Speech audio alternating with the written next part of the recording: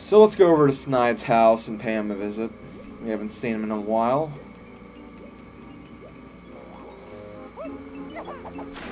And, of course, as usual, I'm going to kind of cut the footage out after I show you this once.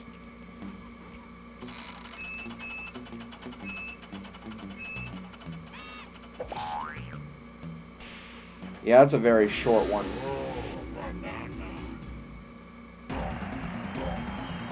Okay, so there we go.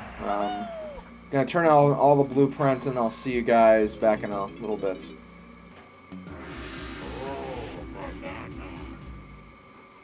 Okay, there we go. All the blueprints are turned in. I did get one extra banana because of Chunky's overworld Kasplat, so that's why I have that extra green one down there. And there we go. We're actually making some pretty good progress on the blueprints front. And we are 60% done with the golden bananas now, so that's something to celebrate, I guess. Okay, while I'm thinking about it and while I have DK out, I'm going to go over here because DK's final 10 bananas are in here.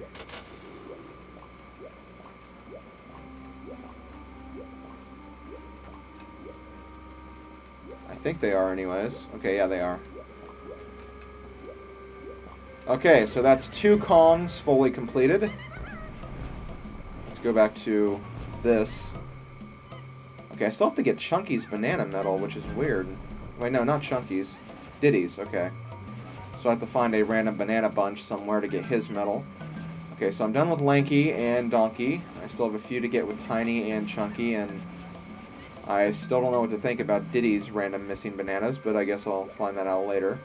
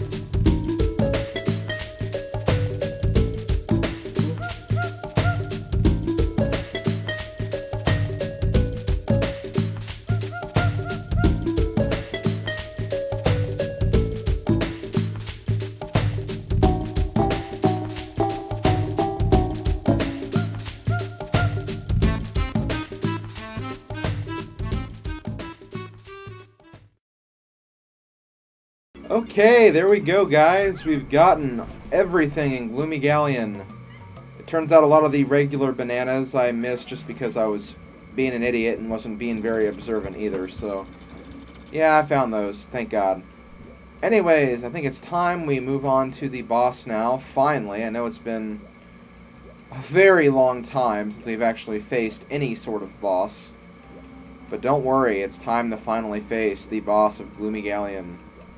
Just gotta find where a boss door is, and I'm pretty sure I know where one is. I just have to find it first. Okay, yep, it's over here. I believe there is a boss door right behind this ship. And hooray, I was correct. You can also find a boss door behind the cactus thing. And you can also find one in the room with Cranky. And yeah, you can find the boss doors there. Okay, so for this level we need 250 bananas. So let's go ahead and feed both of these. No, just one of them. We have to feed the hippo. For some reason, I called the hippopotamus a pig earlier on in the project. I don't really know why. That's definitely a hippopotamus. I don't know why I called it a pig. The second one's a pig, that's for sure, but not the blue one. The blue one is definitely a hippopotamus. Okay, so let's go ahead and feed the bananas to the hippo.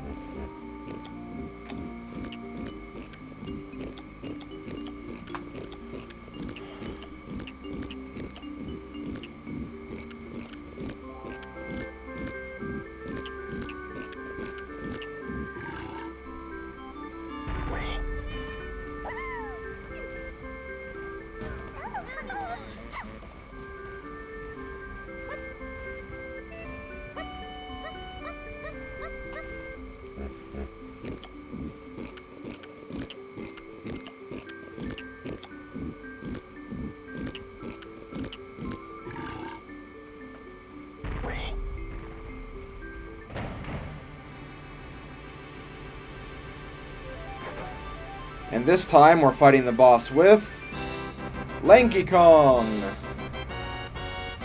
Although I will admit right off the bat, Lanky Kong gets kind of screwed with his boss fight. Because you don't actually get to use any of his moves to fight the boss. Now you'll see what I mean in a second.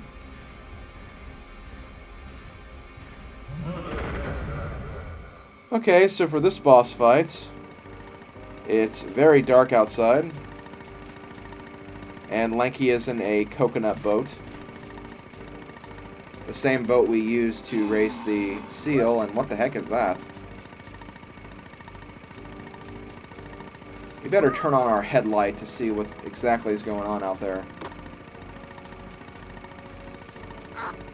Oh geez, that's a huge pufferfish. Okay, so this boss is called Pufftoss. You can't actually hit this guy directly, you have to find other means of hurting this boss. What you have to do is you have to swim around and look for decay stars. Whenever you hit a decay star, one of these little electrical towers will arise, and then another decay star will appear. Basically, you have to hit all the decay stars in a certain amount of time, so you can make all the electrical towers appear, and then you hurt the urchin in that fashion. So, yeah, that is what you have to do here. It's kind of a very, very, very anticlimactic boss fight. And a lot of people find this boss to be pretty difficult, and I don't really see why. Although, ironically, this is the only boss I died to during my first project.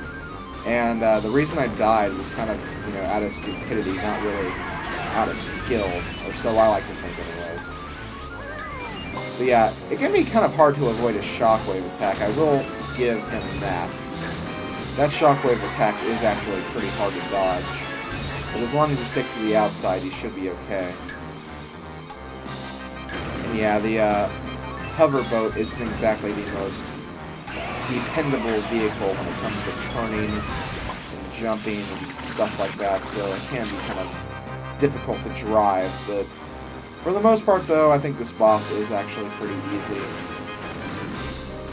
Despite the fact I failed to it the first time I played this game. Okay. I believe you have to do this whole thing 5 times. And yeah, the longer you go on, the harder it is to avoid his attacks, and the harder it is to find the actual stars. Because they can be located in some very far away and out of reach locations. You don't have to jump for any of them, though, but you do have to jump over the shockwaves if they get close to you. Using the jumps for the DK stars probably could have made this a lot more difficult.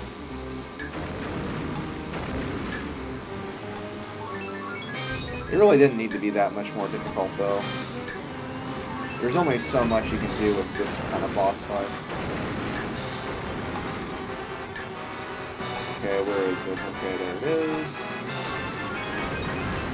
I think one more should do it. I'll find where it is first. Hopefully this is coming out okay on the recording.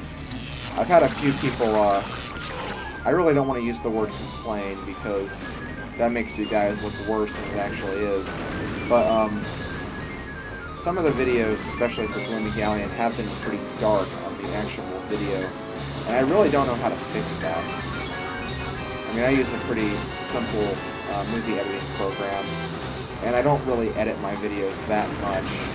I only like make cuts if I need to. If I have to, correct something I said in the video, I will do that. I don't really go all out with my video editing. But I'll research it, and if I can make this battle look a little better, I'll definitely fix it for you guys. But I think it looks fine, honestly. But there we go, we've beaten Pufftoss. And look, I didn't die this time. Hooray.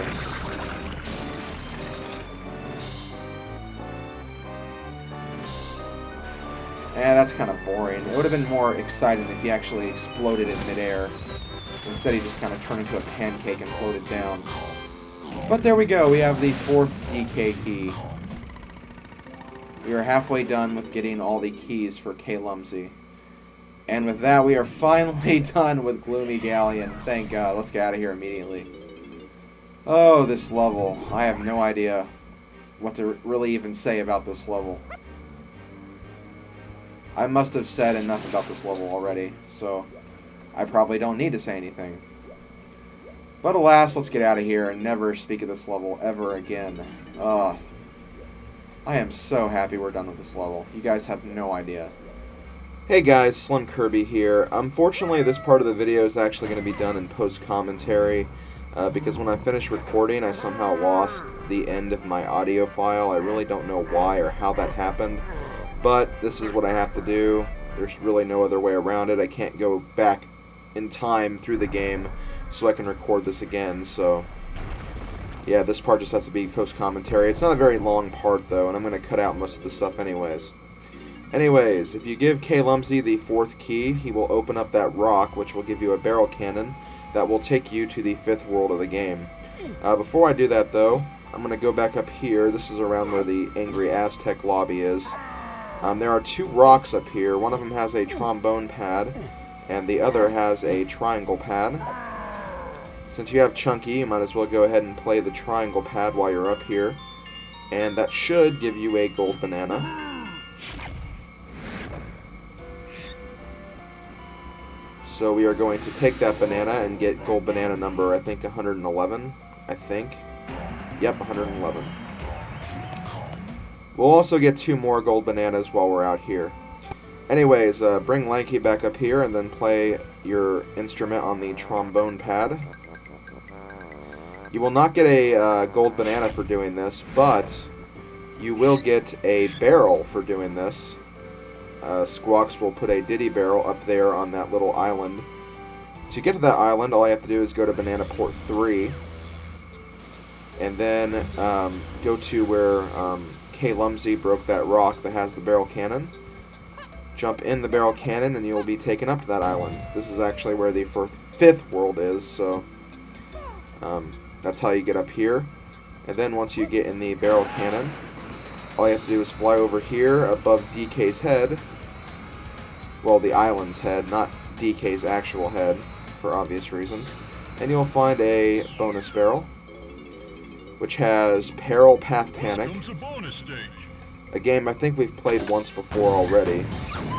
It's a little bit more difficult now. You have more banana fairies you have to save. But it's nothing too incredibly difficult. Just play the game as you would normally play it, and you should do fine. Kind of got a little bit of a bad luck at this part of the game, unfortunately. But in the end, I did eventually beat this. Because I'm just way too awesome to lose.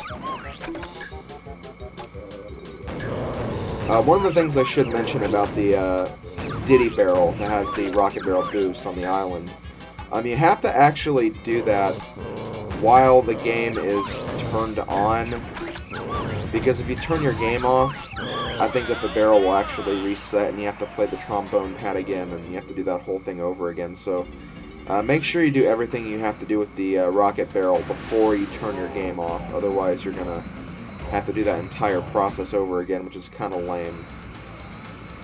Anyways, the last banana we're going to get in this video before it ends is over here on the back of DK's head, or DK Island's head. There is a peanut switch with a gold banana behind it. And all you have to do is just hit the peanut switch and you got that gold banana, and that's number 113. So, this is SlimKirby. I'll see you at the beginning of the next video for one small bit of post-commentary. But after that, we can start the next world.